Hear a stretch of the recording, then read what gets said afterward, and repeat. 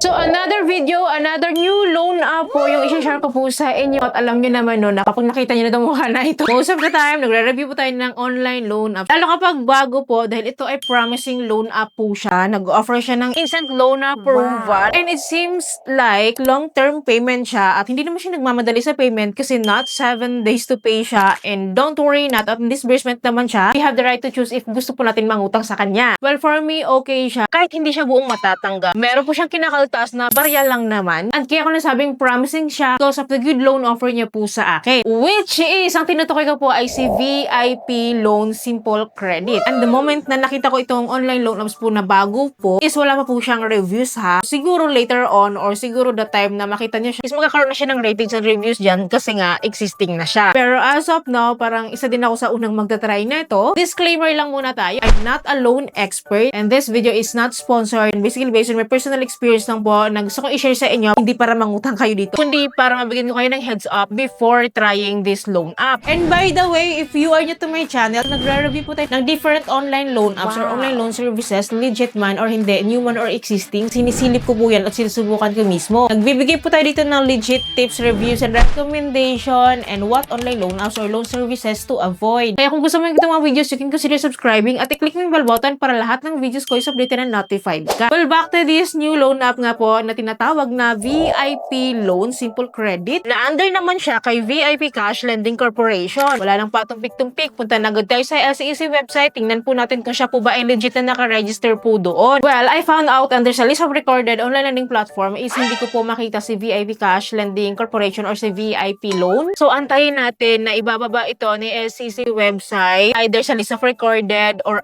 either sa list of unrecorded online lending platform kasi nagbababa siya niyan sa page at sinishare ko naman yan sa aking FB page kaya i-follow nyo rin ako doon. Well, anyways, dahil available siya sa public, nandito po ako para i-review lamang po ito. Para at least may idea rin po tayo dito no before trying. Well, in-install ko po yung app. And bubungad po agad sa atin dito yung kanilang permission authorization notice and in-agreed ko po siya para makapag-proceed ako. I need to create an account here po by putting my mobile phone number here and click natin yung send para masendan po tayo ng verification code. Then after po nito, it's up to us po kung gusto natin mag-set ng password kasi may choice naman to skip. Pero ako ini-skip ko na lang siya. Okay lang naman yun. So anyways, no, nandito na po agad tayo sa pinaka-homepage po ni VIP Loan App na nakalagay nga po dito, nagpapautang po siya ng up to 50,000 pesos. So, click na natin yung apply agad-agad. Dito guys, nakalagay po dito, no, in short, nanghihingi sila ng permission po sa atin sa setting po ng phone natin na i-allow po natin tong si VIP Loan to provide us daw with our personal services. Pero guys, pwede nyo namang i-cancel kasi kinancel ko rin yung sa akin kasi pwede naman pala. So anyways, after po nito, nandito na po tayo sa application process po ni VIP Loan. Mag-i-start po tayo dito sa ID verification niya po. And for you to have an idea, ito po yung mga IDs po na nire-require po nila. Basically, government IDs po itong mga to. Pili lang po tayo ng isa dyan. And kapag nakapili po tayo, pipicturean lang din po agad natin yan. And then, kapag napicturean natin, is mag-auto-capture din yung ating ID number, gender, birthday, and then we need to fill up our full name. After po nito guys, we need to complete our profile daw by filling up our job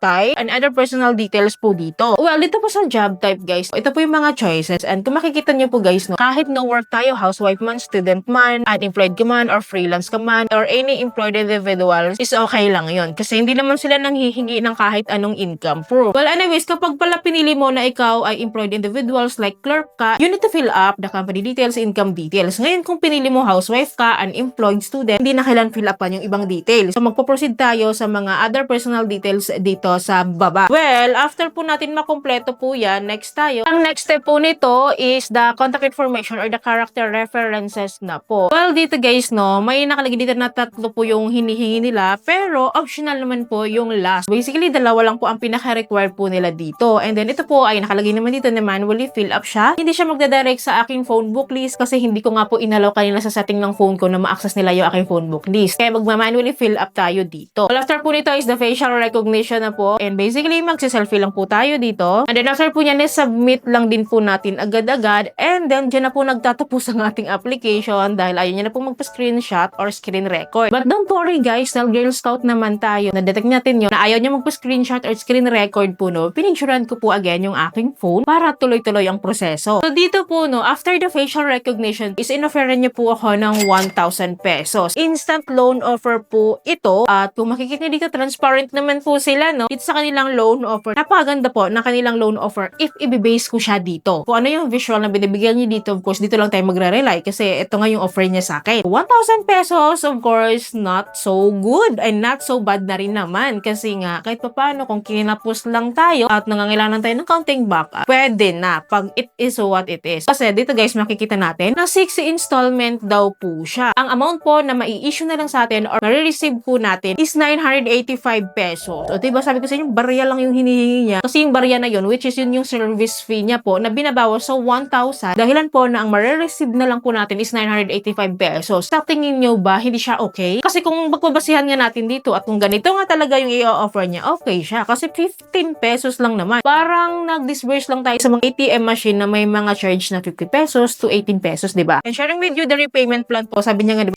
installment terms daw siya. And from the time that I'm trying this loan app po, hindi siya 7 days to pay, 15 days to pay po siya. Yun po yung interval niya po dito, dahilan din na lumalabas po na 3 months to pay po siya. Well, kinupit ko po lahat yan guys. And look at the interest rate. Sobrang baba. Sobrang low interest rate siya talaga. At kung ito rin nga yung pagbabasihan ko po na installment ko, di ba ang gaan niyang bayaran? Kung every 15 days, ganito lang yung babayaran mo. And then kahit pa i-add mo yung service fee na 15 pesos, di ba hindi ka na rin talaga lugi doon sa kanilang effective interest rates and fees. Kasi yun na yung kabuuan. Kaya naman, of course, no, sinubukan ko siya. Dahil alam niyo naman, kapag ganitong mga promising loan app po, no, susubukan ko po siya. So, bago po ako makapag-proceed, I need to add po, may withdrawal account po dito. So, either e-wallet or bank card po yung choices niya dito. At ang pinili ko po is e-wallet lang po. Preferably si GCash po yung pinili ko po dito na e-wallet disbursement ko. Well, after po nito, sinabit ko po yung aking application. Nakalagay dito na mag-antay daw ako within 10 minutes. Pero guys, hindi naman siya abot ng 10 minutes. Few seconds lang is malalaman na agad natin yung result po ng ating application dito. And malinaw naman, di ba, na nakalagay po dito na application not approved. Pwede daw akong mag-reapply after 14 days. Guys, nakakaloka, no? Kasi excited pa naman ako sana na malaman kung legit ba yung kanilang offer sa akin regardless kung magkano yung ma-receive ko, no? Kasi ako na ngayon nag-take ng risk, di ba? Para malaman nga po natin kung ano yung totoo dito. Pero dahil alam ko may mga magtatry na nito, bago pa lang napanood tong video ko na ito, so comment down below naman po yung experiences mo para aware din po iba nating viewers kung legit din ba sa'yo na yun din yung matatanggap mo, yun din yung repayment plan mo. Wala, anyways, ang pinaka-take ko lang po dito, for me, okay lang po siya kung dito ko siya i-base. Pero since hindi naman din siya naka-register sa SEC website pa, medyo mapapaisip ka din kung legit ba talaga or parang trap lang siya. For me, I recommend po na mag-search po muna kayo ng mga nakapag-try po talaga dito para at least may idea na kayo before try kaysa makipagsapalaran kayo. Well, again, I never get tired po na i-share po sa inyo yung mga loan. Kahit pa po disapprove ako or rejected ako, at least na i-share ko sa inyo yung information na kailangan yung malaman and what to expect. Don't worry, lagi po ako mag-a-update sa inyo. Alam nyo yan, time to time. So, yun lamang po. Please don't forget to like, share, and subscribe, and click the bell button para lahat ng videos guys updated kayo. Thank you for watching this video. See you in my next video. Bye!